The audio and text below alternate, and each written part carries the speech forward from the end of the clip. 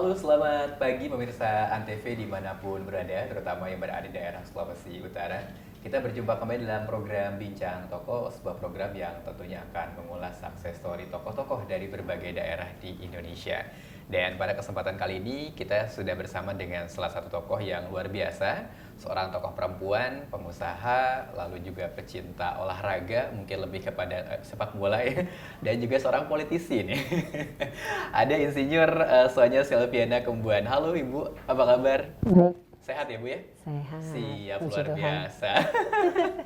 Baik, Bu Sonya, ini berbicara mengenai soal success story Ibu, kan ini background-nya seorang pengusaha, lalu juga bergelut juga gitu kan di politik juga ya Bu ya, beberapa kali gitu kan istilahnya, lalu juga tentunya pemerhati olahraga. Dan ini sebelum kita berbincang lebih jauh mengenai soal success story Ibu nih, terutama ketika meniti karir sebagai seorang pengusaha ini, bagaimana kisah masa kecil Bu Sonya ini mungkin ketika masih di Manado Bu waktu itu? Iya. Apa di Manado ya? Di Manado. Dan seperti apa waktu itu Bu?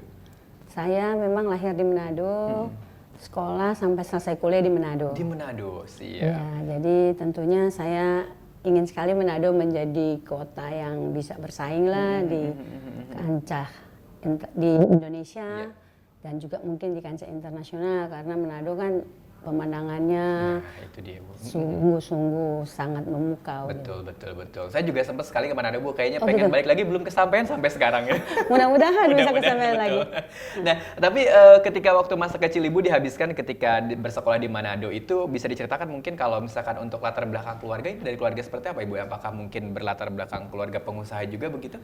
Jadi kalau latar belakang keluarga saya sih, saya keluarga yang sangat sederhana lah ya. Ibu saya seorang ibu rumah tangga biasa, ayah saya seorang sopir truk lah istilahnya. Tetapi ya memang perjuangan ayah saya dan ibu saya untuk bisa menyekolahkan saya dan adik saya untuk dua-dua bisa jadi sarjana. Dan yang paling saya ingat sampai saat ini, ibu saya dan ayah saya itu, walaupun kita di Manado pada saat itu ya belum ada medsos dan segala macam, ibu saya dan ayah saya tuh sudah berpikir bahwa saya sebagai anak tuh dan adik saya tuh harus bisa berbahasa Inggris. Jadi bayangkan tahun 80-an 70-an atau 70, saya kelas 3 SD sudah dimasukin kursus bahasa Inggris. Wah, gitu. luar biasa. Kelas 3 SD Bu? Kelas 3 SD. Pada zaman itu Pada ya? zaman itu, jadi sekitar tahun 70-an lah. Saya aja belajar bahasa Inggris kelas 6 SD Bu, itu pun di Iya. sekolah ya, gak kursus, pada luar biasa. Iya. Berarti emang orang tua Ibu bisa dikatakan visioner gitu ya? Iya, walaupun orang tua saya, ibu saya juga pendidikan tidak tinggi, Iya. kalau ayah saya juga pendidikan hanya sampai di mahasiswa, nggak lulus gitu ya. Tapi saya puji Tuhan dan bersyukur dapat orang tua seperti mereka gitu. Siap. Berarti memang kalau untuk latar belakang keluarga sebetulnya tidak ada yang pengusaha begitu Bu ya? Iya. Siap. Nah ini memang cita-cita jadi pengusaha ini sudah terpikirkan sejak kecil, mungkin Ibu waktu kecil seringkali ketika ada barang dijual ke teman-teman. Ada bakat seperti itu nggak waktu kecil Bu? Sebenarnya enggak ya, waktu saya sekolah tuh justru malah saya pengen jadi wartawan karena Wah gitu? dan wartawan wartawan yang, karena kan dulu waktu saya di sekolah tuh TVRI itu banyak menyiarkan tentang perang kemerdekaan ya, atau saya pengen jadi wartawan perang gitu. Tapi ayah saya bilang, cobalah kamu sekolah di pertanian, kan kita keluarga banyak yang suka bertani tapi ya sebenarnya niat saya nggak mau ke pertanian karena saya nggak hobi bertani gitu. Tapi karena tidak mau mengecewakan orang tua, ya saya coba aja di situ. Tapi ya memang akhirnya sudah jalannya saya akhirnya lulus. Begitu lulus saya pikir-pikir, saya kok nggak ada sense yang untuk bakat di situ. Saya istilahnya cobalah cari makan di Jakarta deh. Baik. Nah sebelum ke Jakarta Bu, lalu ketika waktu masih sekolah di TK, SMP sampai dengan SMA itu kan semuanya dihabiskan di Manado. Iya, sampai kuliah. Sampai kuliah malah gitu Iya. ya. Nah ini dorongan untuk masuk ke pertanian, tapi Ibu sebetulnya ada minat lain nggak sih selain ke pertanian begitu? Ya itu saya bilang tadi, saya pengennya jadi wartawan. Jadi wartawan malah, oh gitu. Jadi sampai mahasiswa pun masih kepikiran itu? Masih kepikiran. Wah luar biasa sekali. Iya. Tapi sampai sekarang kesampaian Bu? Enggak. Itu kayaknya mimpi ya sepertinya. Mimpi Jadi aja. mimpi yang harus diwujudkan kayaknya Bu. Mungkin suatu saat bisa bikin istilahnya perusahaan media lah bisa jadi seperti mudah-mudahan. itu. Jadi luar biasa sekali. Baik. Nah, cita-cita menjadi wartawan sejak kecil sampai dengan perkuliahan, terus juga istilahnya dihabiskan waktu di Manado begitu. Iya. Nah, mungkin bisa diceritakan bagaimana kisah ada hal-hal yang mungkin Ibu ingat Bu ketika waktu masih sekolah, hal yang nggak terlupakan. Apakah dari lika-likunya mungkin, atau bisa jadi kan kadang-kala kita ketika masih bersekolah apalagi di tahun 80-70 itu kan masih sulit ya, ada berapa yang seringkali ke sekolah harus jalan kaki. Apakah mengalami seperti itu juga Bu? Kalau di Manado sih enggak ya, kebetulan pada saat saya sekolah sih ada angkutan umum di Manado tuh. Kalau dari dulu angkutan umum di Manado tuh udah bagus-bagus. Wah, siap. Karena apa? Mungkin hanya di Manado kalau Bapak naik angkutan umum ada lagu-lagunya. Tapi liku-liku yang di Manado itu yang kita rasa sangat sulit tuh waktu dari dulu tuh memang sarana olahraga. Oh, baik. Nah, kita teman-teman nggak laki-laki nggak perempuan itu, kita main sepak bola plastik itu antar kampung. Nah, itu yang menjadi keinget kita terus sehingga saya juga punya mimpi bahwa satu saat saya harus bisa membuat sepak bola di kota Manado. Itu menjadi terkenal lah, terkenal, betul. iya. Kan setidaknya Manado kota besar ya Bu ya, tapi sekarang belum pernah masuk Liga 1 ya. Padahal kota besar gitu kan. Tapi banyak kemarin bakat. masuk PON kan, Nah, lumayan itu lah. dia betul luar biasa sekali. Nah, lalu ketika Ibu masih bersekolah, apakah juga waktu itu aktif berorganisasi kah, atau mungkin lebih kepada kayak banyak belajar begitu Bu? Kalau sekolah memang saya dulu aktif berorganisasi. Saya pernah jadi sekretaris ikatan OSIS seluruh SMA. Baik. Kemudian juga di mahasiswa kita juga banyak ada organisasi. Tapi saya lebih banyak dulu organisasi gereja ya, organisasi kepemudaan di gereja. Jadi memang kalau misalkan untuk mental berorganisasi memang sudah terbentuk Iya. sejak dulu begitu ya Bu? Iya, karena kita memang di Manado itu banyak sekali ya organisasi-organisasi. Jadi baik di sekolah maupun di di perkuliahan, sehingga memang banyak anak-anak Manado juga sudah terbiasa dengan organisasi. Dan kan di Manado itu kan tidak istilahnya kalau orang sekarang kehidupan relationship sesama tetangga itu sangat baik gitu. Jadi di sana tidak itu begitu Bu. Iya, jadi tetangga sebelah kiri kanan tuh saling kenal. Kalau di Jakarta kan kadang-kadang kiri kanan nggak kenal kan. Iya, Itulah yang membuat Manado itu sebenarnya kota yang sangat-sangat humanis lah. Jadi sebetulnya kalau untuk lingkungan nyaman ya Bu ya? Nyaman, di sana, sangat di nyaman Manado di ya? Manado. Baik. Wah, luar Tidak biasa ada sekali. perbedaan lah ya. Toleransi pun juga sama. Sangat tinggi toleransinya. Jadi mungkin kota Manado itu kota yang sangat toleran, yang sangat-sangat tidak pernah memasalahkan masalah keyakinan, masalah ras dan yang lain-lain. Baik. Wah, luar biasa sekali ya. Baik, nah pemirsa Antv jangan kemana-mana. Nanti kita akan kembali lagi tentunya untuk membahas lebih lanjut nih tentang success story Bu Sonya ini. Jadi kita akan kembali lagi setelah pariwara berikut ini, tetap di Bincang Tokoh.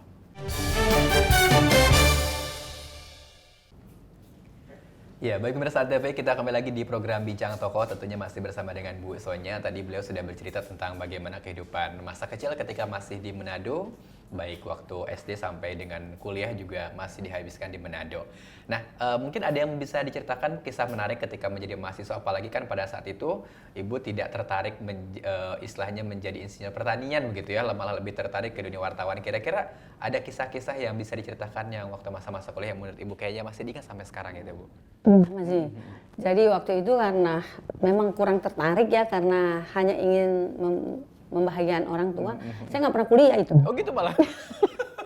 Jadi bisa, pergi iya. pergi cuma datang nongkrong aja di kantin tuh. Baik. Sehingga terus terang ada beberapa mata kuliah yang akhirnya harus mengulang gitu kan, karena benar-benar saya tidak nyaman lah gitu kan untuk masuk. Tapi kesininya saya sebagai anak juga melihat ya perjuangan bapak saya, orang tua saya yang kadang-kadang hujan-hujan gitu ya, harus bawa mobil truk gitu. Akhirnya saya pikir kenapa ya, udahlah yang penting saya harus lulus dulu deh. Dan akhirnya lulus. Akhirnya lulus ya Bu ya, siap. Nah memang kalau misalkan setelah lulus itu ada kepikiran juga nggak Bu untuk kerja di misalkan di bidang pertanian juga gitu, atau nggak sama sekali? Enggak sama sekali, Nggak Pak. sama sekali, Jadi Pak, ya? waktu itu ayah saya juga ngomong, papi saya, bagaimana masuk aja pegawai negeri kan, di dinas pertanian. Karena waktu itu memang di tahun-tahun kita lulus kan lapangan kerja masih banyak ya. Iya. Saya lulus kan tahun 89. Baik. Tapi buat saya, aduh, kapan kayaknya ya kalau saya masuk pegawai negeri gitu kan? Karena Iya. waktu itu gaji itu sangat kecil. Baik. Akhirnya saya merantau ke Jakarta, bagaimana kita bisa mungkin mendapatkan maksud saya orang hidup kan tidak harus menjadi pegawai negeri, ya kan?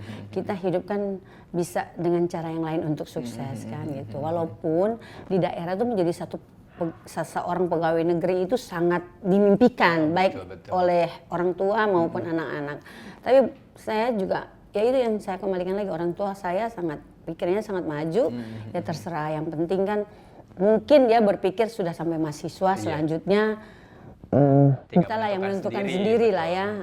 Dan puji Tuhan bahwa langkah yang saya ambil ini juga bukan langkah yang tidak baik, dan akhirnya saya bisa ada seperti sekarang ini. Baik. Nah ini yang menarik, Bu. Ini kan pertama kali Ibu datang ke Jakarta itu kan bisa dikatakan baru pertama kali ya. Betul. Dihabiskan dari masa kecil sampai kuliah di Manado ini. Ketika pertama datang ke Jakarta, pada saat itu untuk melamar kerja, apakah ada keluarga di sini atau mungkin ada link yang setidaknya begitu bisa menemani Ibu gitu untuk melihat lingkungan Jakarta begitu? Pertama-tama saya datang Jakarta tentunya saya tinggal di keluarga ibu saya. Tapi ya itu setiap hari beli koran aja. Masuk lamaran-lamaran gitu ya. Sampai satu saat juga selama 6 bulan nggak dapat kerja juga kan. Ke sana sini ya kita mencari tahu lah, belum dapat kerja juga sampai satu saat memang ada keluarga yang juga kebetulan punya usaha menjadi direktur di salah satu perusahaan cukup besar, tetapi kita harus masukin lamaran. Masukin lamaran, ya akhirnya saya juga diterima dengan segala proses seleksinya. Siap. Di bidang apa waktu itu kerjanya, Bu? Jadi waktu itu saya melamar di Astra, terus dapatnya di PT Skylift Indonesia. Jadi kereta gantung, Pak. Jadi marketing di situ. Nah, itulah mulai awal karir di marketing gitu. Di marketing. Berarti bukan di pertanian, Bu ya? Bukan. Jauh sekali ya sebetulnya ya dari Makanya waktu itu pertanian. saya melamar-lamar di Jakarta, banyak ketemu wawancara, ibu harusnya ke daerah, institusi pertanian. Dari daerah malah ke sini, malah ke Jakarta. Iya, tapi ini juga kan marketing menjadi salah satu slide pertama Ibu kerja menjadi seorang marketing kan tentu ada pengalaman baru ya, Bu ya. Iya. Merasa kesulitan ya waktu jadi marketing? Sangat sulit. Jadi waktu itu kita kan kalau di Manado tuh kota kecil, Pak. Iya. Di mana-mana perginya gampang, bisa jalan kaki, naik angkot juga langsung sekali. Masuk ke Jakarta dengan segala macam dinamikanya, mau ke sana harus bolak-balik ganti kendaraan kan gitu. Jadi biasanya ya itulah kita terbiasa apa-apa walaupun orang tua kita itu kan tidak kaya tapi disiapin lah. Sekarang harus ngekos, gaji pas-pasan, harus ke sana sini jauh-jauh gitu. Bangun harus pagi-pagi buta. Kalau nggak kena macet ya, Bu. Nah, kalau nggak kena macet sampai pernah, Pak, karena gaji saya waktu itu kan tahun 89 cuma 150.000. Oh, baik. 150.000, terus akhirnya saya tuh kadang-kadang 1 minggu tuh 3 hari makan Indomie. Makanya sekarang Bapak kalau suruh makan Indomie saya nggak mau, Pak. Udah enak ya, Bu ya. Bukan, udah kayaknya trauma gitu saya makan Indomie, Pak. Iya. Betul. Oh, berarti perjuangannya memang waktu di awal-awal tuh masih ngekos kayak gitu ya, sulit sekali ya. Sulit sekali. Nah, bagaimana Ibu istilahnya menghadapi tantangan sebagai seorang marketing pada saat itu kan tentunya bisa dikatakan selain karena baru pertama kali juga kan tentu sulit gitu kan melihat lingkungan di Jakarta. Jadi apa ya waktu itu yang menjadi motivasi Ibu untuk tetap terus gitu kan untuk saya pengen hidup saya berubah gitu ya. Saya pengen menyenangkan orang tua saya. Itu aja karena saya sudah dibiayain segitu banyaknya, saya sudah dikirim ke Jakarta gitu ya, saya harus juga bisa menaklukkan kota Jakarta gitu. Nah, akhirnya dari marketing PT Skylift Indonesia saya pindah ke marketing yang memang sama sekali juga baru buat saya, Pak. Jadi di bidang konstruksi. Waktu itu tahun-tahun 91-92 tuh marketing perempuan untuk bidang konstruksi tuh bisa dihitung 1-2 orang. Jadi kalau saya lihat ke proyek, masuk ke proyek tuh pasti di sweet-sweetin lah. Tapi Iya. mau nggak mau deh saya harus jalanin gitu kan. Iya, betul. Wah, luar biasa sekali berarti Ibu ya. Nah, lalu selang 10 tahun kemudian, ini kan juga cerita menarik bahwa setelah Ibu bekerja keras 10 tahun kemudian akhirnya gitu kan menjadi direktur ya Bu, Iya. menjadi direktur PT Adinata Karya Marmer. Iya. Nah, ini bagaimana ceritanya Bu? Jadi waktu itu setelah saya kan tahun 89, 92 saya masuk di perusahaan Skylift, Astra Group, saya dapat pekerjaan di PT Intinusa, itu adalah salah satu grup dari Nawapanduta Group.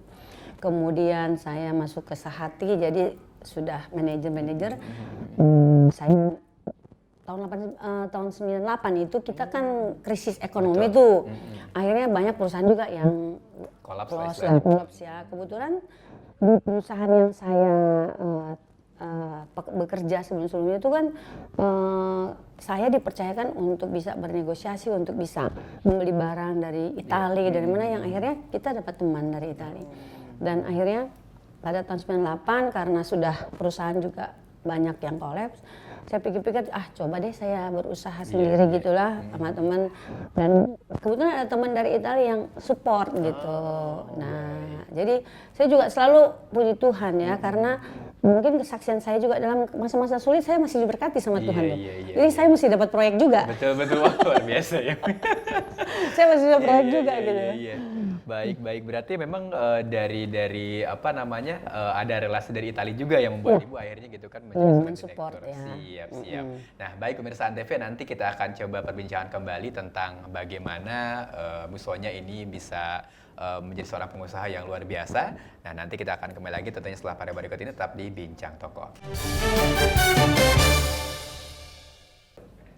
Ya, baik pemirsa Antv, kita kembali lagi di program Bincang Toko, tentunya masih bersama dengan Bu Sonia. Tadi beliau sudah cerita bagaimana lika-liku perjalanan awal karir ya ketika di Jakarta, merantau dari Manado, terus juga hidup di Jakarta sebagai anak kosan, lalu menjadi seorang marketing ke sana kemari sehingga akhirnya sukses menjadi seorang direktur dan punya perusahaan sendiri begitu Bu ya.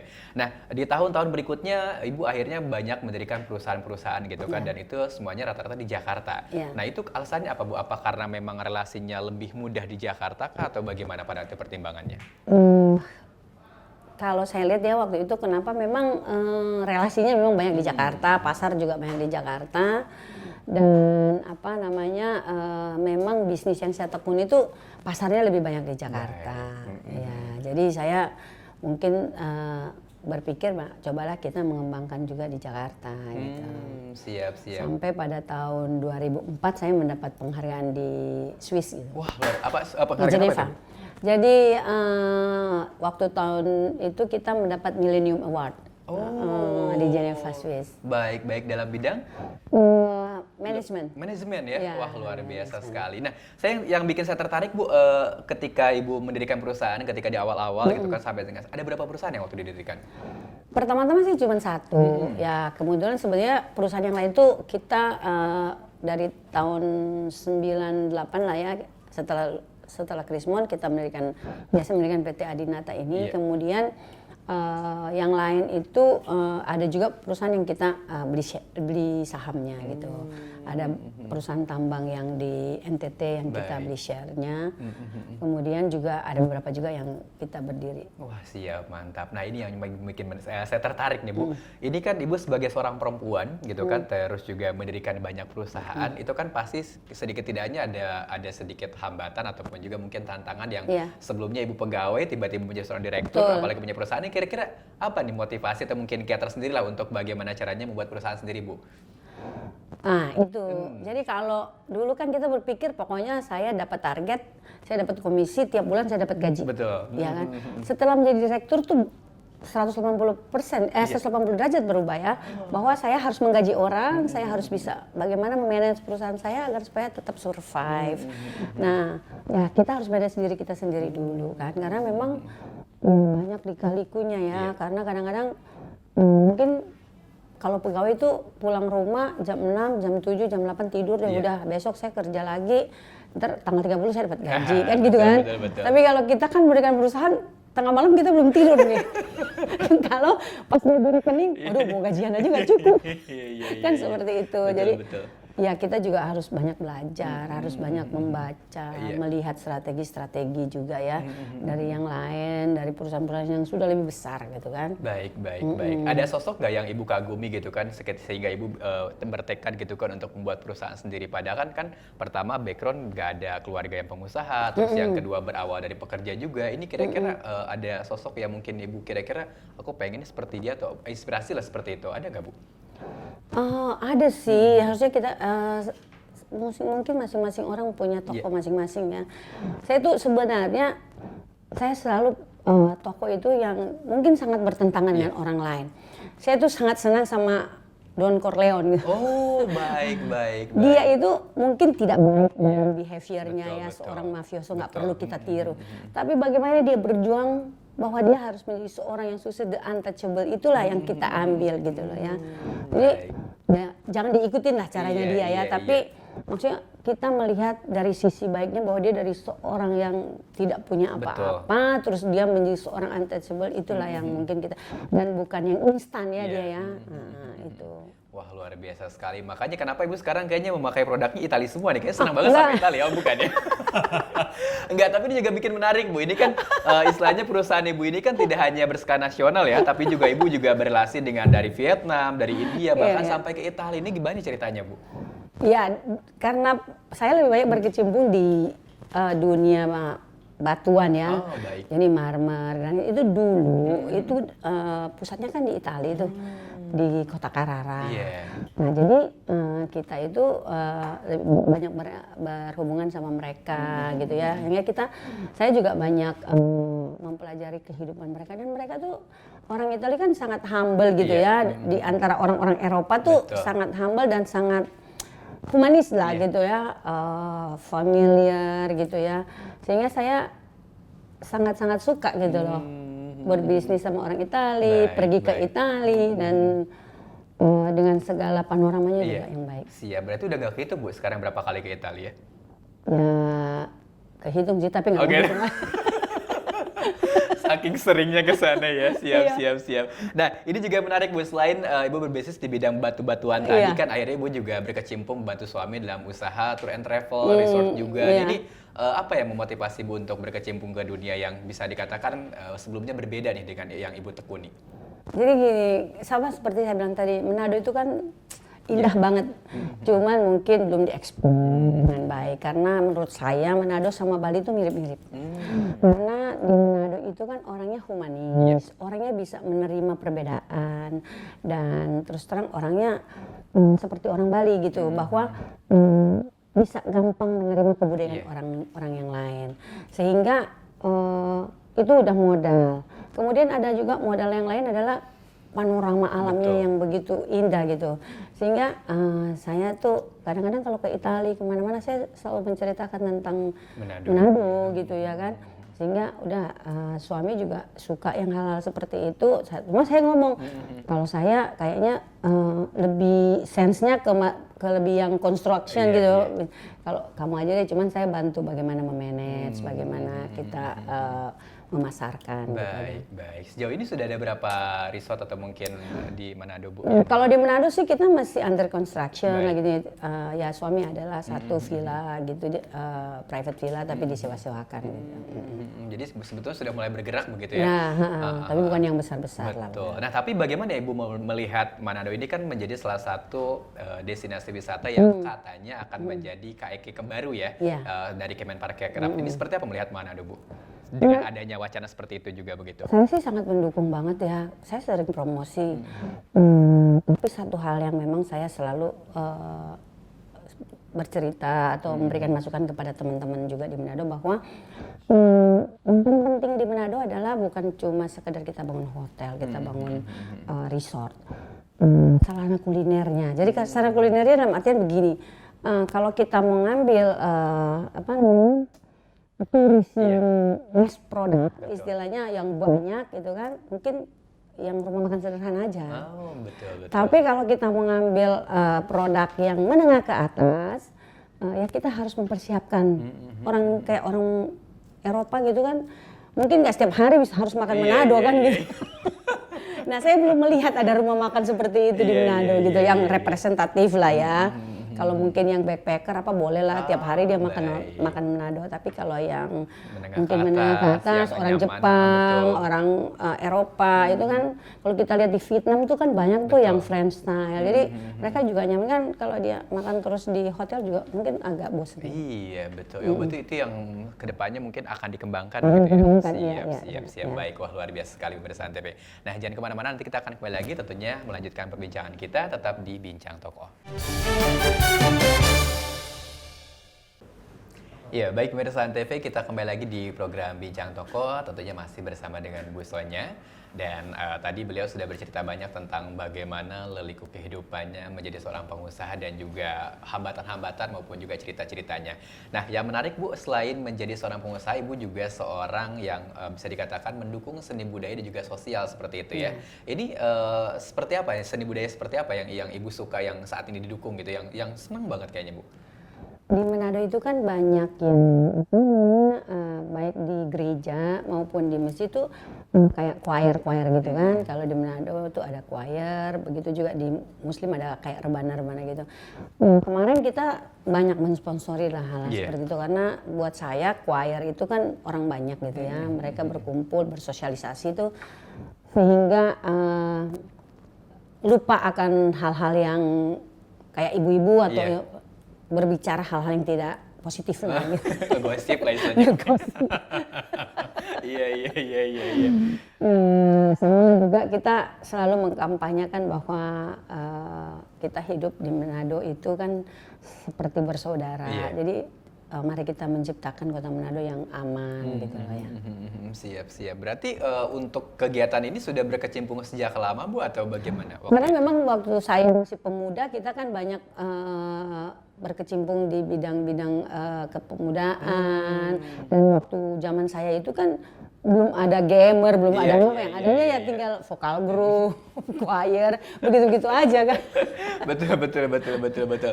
Nah, ini juga salah satu yang menarik Bu, selain tentunya Ibu seorang yang penyuka sosbud ya, sosial dan budaya, ini juga Ibu kan seorang penyuka olahraga, tadi sudah saya sedikit singgung, terutama sepak bola, dan kemarin bahkan kabarnya di awal tahun 2022 Ibu juga mendukung atau juga memfasilitasi lah 13 pemain sepak bola Sulawesi Utara gitu kan untuk bermain di Milan Academy begitu ya.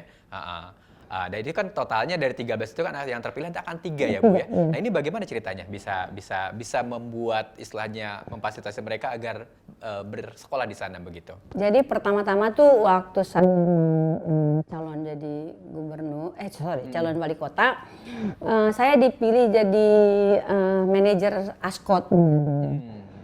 Kok di Manado tuh banyak sekali bibit-bibit sepak bola muda, tapi mereka bagaimana ya, mungkin dari segi teknik penyalurannya kurang baik. Kebetulan teman partner bisnis saya di Italia itu sangat berteman sedekat dengan Alberico Evani. Alberico Evani ini kan pimpinan salah satu akademi Italia yang ada di Forte dei Marmi. Nah, saya mencobalah mendekati bagaimana caranya, pokoknya pertama cuma satu, tapi saya bilang sayang dong kalau satu gini, dong bagaimana kita bisa anak Sulawesi Utara tuh bisa sekolah lah, mau 1 hari mau 2 hari. Yang penting mereka bisa ke Milan Academy itu udah satu kebanggaan yang luar biasa, bisa merubah hidup mereka. Dan saya tuh memang agar supaya mereka 3 anak ini menjadi contoh untuk anak-anak yang lain bahwa kalian punya mimpi bisa tercapai kalau kalian memang bekerja keras, jangan minum, jangan narkoba, jangan. Nah, itu waktu itu kita ada 300 peserta. Kita memang buka seleksi itu setiap kabupaten dan akhirnya terpilih 3 anak ini. Nah, 3 anak ini akan bersekolah di camp musim panas itu tanggal 10 sampai tanggal 23 Juli di kota Forte dei Marmi. Nah, itu semua dari supplier kami gitu ya, mulai dari penginapan, tiket pulang pergi, pokoknya uang saku semua gratis. Nah, itu kebetulan saya kan karena pandemi udah 2 tahun nggak ke Itali, saya bilang sama dia cobalah kos-kos yang kita harusnya spend buat 3 anak inilah, dan akhirnya dia juga 1 tahun membujuk ini karena mereka kan lebih mementingkan anak-anak Itali, sehingga akhirnya mereka menyetujui dan bulan lalu ya, saya mendapat email langsung dari Italia bahwa mereka confirm untuk 3 anak bisa bersekolah di Milan Academy di musim panas tahun ini. Jadi Juli nanti. Wah, luar biasa. Dan saat ini sudah ada 3 orang itu atau masih seleksi, Bu? Anak tiga anak yang udah pasti, 3 cadangan. Oh, baik. Tapi yang 3 cadangan saya bilang karena 3 anak ini kan dari segi mereka lagi pantau dari segi kesehatan, karena biasanya mungkin latihannya cuma 1 jam, nanti sampai di sana dari pagi sampai sore. Iya. Belum lagi perubahan sosial budaya, perubahan makanan ya kan. Jadi kalau memang pada hari-hari, karena saya juga meng-hire dokter untuk memantau, dokter olahraga, dia memang dia punya lisensi FIFA ya, Dokter Joy. Misalnya pada seminggu sebelum keberangkatan dan mereka tidak perform, ya kita bisa ganti. Tapi saya juga lagi melobi Milan Hanoi. Milan kan punya sekolah tuh di Hanoi. Yang 3 cadangan ini bisa sekolah mereka juga. Cuma sampai sekarang memang karena lagi pandemi mereka belum buka. Nggak tahu, kalau mereka sih udah confirm kalau mereka buka diizinkan sama pemerintah, mereka akan menerima 3 cadangan tadi iya, gitu kan, betul. baru ke Hanoi, ke Vietnam. Iya, ke Milan Academy Vietnam. Siap, luar biasa sekali. Nah, ini juga tentunya bisa menjadi inspirasi ya Bu bagi anak-anak di Sulawesi Utara. Di Sulawesi Utara dan di Indonesia lah khususnya. Nah, itu. Jadi kan mereka akhirnya yang tadinya main bola cuma antar kampung, karena ada pembukaan seperti ini kan jadi semangat begitu ya. Iya, betul. Nah, ini kalau misalkan untuk umurnya sendiri berapa Bu umur? 16 tahun ya. Oh, 16 berarti ya? Iya, 16 tahun, 15-16. 15-16? Iya, karena ya memang agak ruwet juga kita mengurus karena mereka kan masih di bawah umur. Siap, betul. Tapi minimal saya sudah bisa membuat bahwa anak-anak yang biasa-biasa punya mimpi gitu lah. Nah, itu bisa dia. tercapai mimpinya gitu lah ya. Baik, mungkin yang lebih kaya dari saya banyak sekali ya, tapi tolonglah berbuat. Iya. Nah, tapi ini apa yang memotivasi Ibu, istilahnya ini kan Ibu suka sama olahraga sepak bola. Ini apa yang membuat Ibu suka sama sepak bola? Apakah mungkin sering nonton sepak bola ketika masih di Manado begitu atau bagaimana, Bu? Biasa kan perempuan jarang loh suka bola. Ya, waktu itu saya bilang, waktu kita di Manado kan tahun-tahun 70-an gitu ya kan, kita belum ada nggak ada yang namanya bioskop pun di Manado cuma 2 apa 1 lah ya. Belum, kalau mau hiburan paling ke yang namanya stasiun lah gitu. Iya. Yang lain ya olahraga lah. Ya dulu kita olahraga antar kampung kan. Jadi di jalanan main. Akhirnya ya menjadi suka sampai sekarang juga. Hobi sih nonton sepak bola. Gitu. Sepak bola. Nah, ini yang pengen saya tanya Ibu, kira-kira klub favoritnya apa Bu nih Bu? Kalau sepak bola? AC Milan? Bukan, sebenarnya saya senangnya AS Roma. Oh, AS Roma malah ya. Baik. Senangnya Roma malah ya. Tapi sekarang pindahlah ke AC Milan. Ke AC Milan, anak-anak kadang-kadang nggak di situ kan. Ntar malah mereka nggak mau lagi. Sekarang udah AC Milan. AC Milan, siap. Berarti emang sukanya sama Italia Bu ya, klub sepak bola juga Italia begitu ya. Karena emang seringnya ada relasi dari sana, jadi akhirnya suka ke situ. Siap, menarik sekali. Nah, selain olahraga sepak bola, ada lagi yang Ibu suka olahraga yang lain? Apakah mungkin semua olahraga yang Ibu suka? Hampir semua mungkin. Hampir semua suka sih olahraga, cuman dulu kan saya lebih banyak fokus ke sepak bola aja. Siap. Nah, kalau misalkan melihat soal perkembangan olahraga di Sulawesi Utara Bu, terutama di daerah Ibu di Manado, ini seperti apa sih memang kondisinya begitu yang Ibu lihat? Saya lihat sih perkembangan olahraga di Sulut ya itu agak lamban lah ya. Kita harus fair ngomongnya, agak lamban. Mungkin sarana-sarana olahraganya juga sekarang ini masih kurang lah. Kecuali stadion sepak bola karena mungkin ada klub Sulut United. Tapi selain itu memang harus banyak diimprove gitu supaya anak-anak kita tuh menyalurkan talent-talentnya tuh punya tempat yang representatif lah, daripada sekarang kan mereka itu nggak tahu menyalurkan kemana, akhirnya tingkat kriminalitasnya tinggi. Seperti misalnya kan di Sulut itu kan diving. Dulu kan Sulut itu kan juga untuk bulu tangkis kan banyak juga atlet-atlet bulu tangkis ya kan. Kemudian juga kan atlet-atlet lari gitu ya. Nah sekarang saya lihat agak menurun memang. Betul. Karena mungkin anak-anak lebih senang main game, anak-anak lebih senang saya tuh waktu itu pernah bikin lomba layang-layang kan. Jadi untuk lebih mengembalikan olahraga-olahraga tradisional gitu ya. Tahun berapa itu Bu? Tahun 2020 ya. 2020 baru berarti ya? Baru. Karena saya pikir Sulut kan juga kota yang bagus ya. Di Bali ada lomba layang-layang, Solo juga betul. harus ada lomba layang-layang kan gitu. Pesertanya banyak waktu itu yang ikutan, Banyak, antusias ya? banyak Luar antusias. biasa sekali, wah mantap nih. Emang penyuka olahraga juga, Pak. Seru. Baik, nah pemirsa Antv jangan kemana-mana, nanti kita akan lanjutkan perbincangan kita tentunya masih bersama dengan Ibu Sonya. Nanti kita akan kembali setelah pariwara berikut ini, tetap di Bincang Tokoh.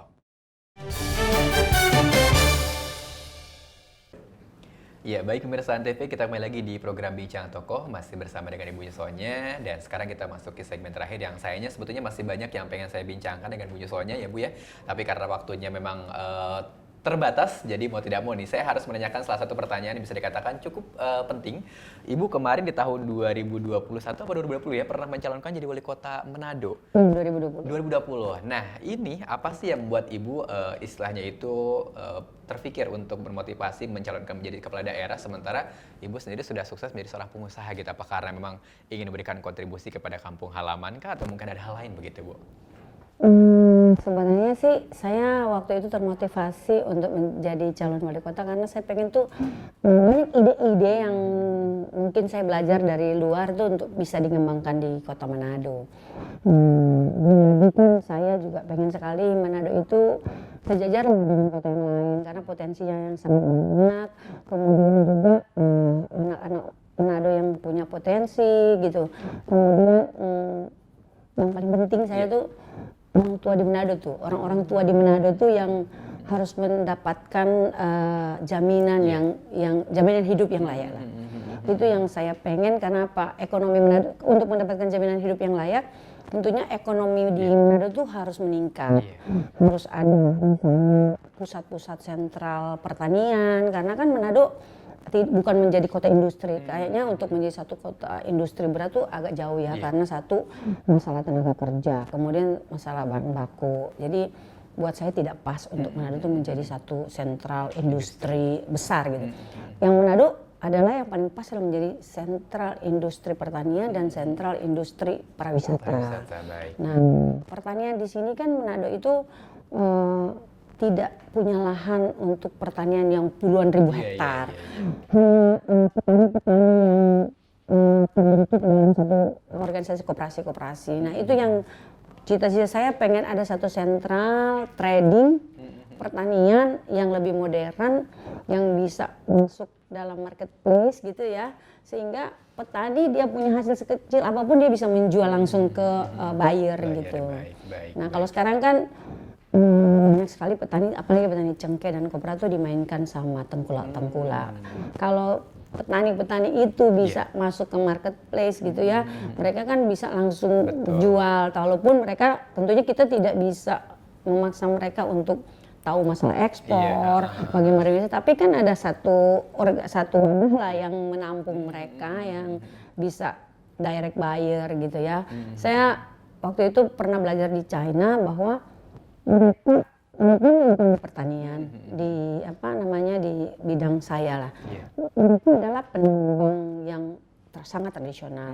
Mereka untuk bahasa Mandarin sendiri nggak bisa. Jadi mereka ada bahasa daerahnya sendiri. Mereka mau ekspor pun nggak bisa. Tetapi di sana dibuat satu organisasi yang khusus menangani ekspor yang seperti mereka gitu loh. Nah, akhirnya kita sendiri yang Indonesia mau beli barang akhirnya bisa nyampe ke mereka gitu.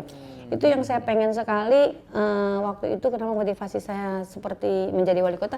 Saya pengen membuat seperti itu, bahwa petani cengkeh, petani kopra dan petani apapun di Manado bisa langsung sama buyer gitu. Baik. Jadi intinya adalah memudahkan juga, mesejahterakan juga seperti itu, Ibu. Iya betul. Karena bapak saya kan juga backgroundnya orang tuanya petani juga. Siap. Nah, adakah keinginan misalkan nanti untuk menyalurkan lagi, Bu, di masa mendatang? Masih 2 tahun lagi nih. Iya. Ada keinginan tapi keinginan untuk berpolitik karena saya ternyata berpikir bahwa kalau kita ingin merubah sesuatu, tidak hanya cukup menjadi pengusaha. Karena pengusaha kan berpikir untung rugi. Tapi kita harus menjadi seorang politisi, karena politisi itu harusnya tidak berpikir untung rugi, tapi berpikir masalah kepentingan gitu loh. Kalaupun sekarang akhirnya banyak politisi berpikir kepentingannya pribadi, menurut saya politik untuk kepentingan rakyat gitu loh. Berarti ada kemungkinan ya Bu ya untuk mencalonkan kembali nanti ya? Keinginan selalu ada. Siap, tinggal menunggu aja nih partainya mengusung nanti ya. Nah, memang apa sih yang Ibu lihat selain dari potensi yang tadi gitu kan, soal Manado, potensi yang Ibu tadi lihat gitu kan, baik kelebihan maupun kekurangan yang istilahnya menjadi catatan saat ini Bu buat Ibu? Manado satu, kalau kelebihan banyak, tetapi bukan untuk industri berat. Baik. Untuk industri pariwisata, industri pertanian. Kekurangan di Kota Manado adalah satu, memang kita tuh harus lebih banyak merubah infrastrukturnya. Jangan lagi Manado tuh macet, banjir, kotor gitu lah. Dan fasilitas-fasilitas umum itu harus bisa representatif. Dari kulinernya harus lebih banyak modern lah kita ya. Kita harus sebenarnya contoh ke Vietnam lah. Vietnam tuh kalau masalah industrial kulinernya untuk rapi ya, untuk rapi dan juga apa ya yang namanya sekarang mereka kan lebih banyak ke fusion food ya. Nah, kita juga Manado harus bisa banyak kreatif gitu loh ya. Karena kan kita harus tahu bahwa orang asing datang untuk mencicipi makanan lokal pasti iya, tapi cuma 1 hari doang. Nah, itu betul. Kalau udah 2-3 hari jangan sama kayak kita gitu kan. Kita kalau ke Eropa 1 hari aja kan, 2 hari. Ketiga hari kita disuruh makan spaghetti terus susah juga kan. Yang di nasi uduk. Bener. Ujung-ujungnya tetap kesana ya Bu. Iya, kesana kan gitu kan. Soalnya kalau ke Eropa kan udah bawa macam-macam tuh ya. Namanya kalau dari Manado namanya roa, namanya sambal goreng udah bawa kan. Udah harus ada. Beda kalau lidah emang nggak bisa bohong ya Bu ya. Baik, oke Bu Sonya, terakhir mungkin ada saran untuk generasi muda nih tentunya terutama yang ada di daerah Sulawesi Utara agar bisa lebih mengembangkan kembali daerahnya sendiri, seperti apa ya saran dari Ibu mungkin untuk generasi muda nih? Untuk generasi muda Sulawesi Utara, setiap saat kesempatan itu selalu ada. Setiap saat Tuhan memberikan kesempatan kepada kita, tinggal kita mengelolanya. Tetapi kita perlu kesabaran dan keberanian untuk mengambil satu tindakan. Tidak ada yang instan untuk bisa mencapai sesuatu. Kita juga menjadi sarjana, kita sekolah. Betul. Bahkan kalaupun ada yang mencapai sarjana itu dalam waktu 1-2 tahun, itu adalah anugerah. Mercy. Tapi kita tetap harus yakin percaya bahwa mencapai cita-cita, mencapai orang yang kaya itu harus pada jalan. Jangan berpikir untuk gambling. Dan jangan untuk berpikir akan hari ini aja hidup kita. Berpikirlah akan hari esok. Jauhi narkoba, jauhi minuman keras, dan jauhi kehidupan malam.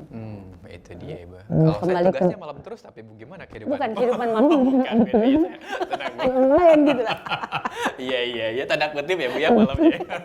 Oke, Bu Sonya, terakhir Bu, ini saya pengen tanya tentang prinsip hidup Ibu yang tentunya dipegang sampai sekarang gitu ya, dari kecil yang akhirnya mengantarkan Ibu dari seorang yang tadinya istilahnya bisa dikatakan sederhana gitu ya, tapi sekarang menjadi seorang pengusaha perempuan yang sukses dan udah melalang buana kemana-mana. Ada prinsip yang dipegang gitu Bu? Satu prinsip yang saya pegang yaitu bahwa saya selalu mengasihi sesama manusia seperti diri kita sendiri, dan juga agama saya mengajarkan kasihlah Tuhan Allahmu dengan segenap hatimu dan segenap jiwamu. Tapi yang paling penting juga, kita kan itu hukum yang pertama. Tetapi ada satu nasihat yang paling penting adalah kasih ibu dan orang tuamu, karena rezekimu akan ditambahkan. Prinsip itu, kalau kita saling mengasihi sama kita banyak didoain orang. Pasti hidup kita akan lurus dan banyak akan dibantu orang. Baik. Wah, luar biasa sekali ya pemirsa Antv. Nah, itu dia pemirsa Antv perbincangan kita tentunya bersama dengan Bu Sonya. Semoga apa yang tadi sudah diperbincangkan bisa menjadi motivasi terus juga inspirasi bagi kita semua tentunya untuk menggapai kesuksesan. Dan terima kasih banyak untuk pemirsa Antv sudah menyimak program Bincang Toko ini. Untuk Bu Sonya juga terima kasih banyak Bu sudah berkenan hadir di kantor kita begitu ya. Mudah-mudahan nanti bisa ketemu lagi dan kita doakan tentunya untuk bisa memimpin Manado di masa yang akan datang pemirsa Antv ya untuk Bu Sonya. Dan tentunya sekali lagi terima kasih banyak. Jangan lupa saksikan terus program Bincang Toko hanya di Antv. Saya MZ Arifnata undur diri. Terima kasih banyak dan sampai jumpa.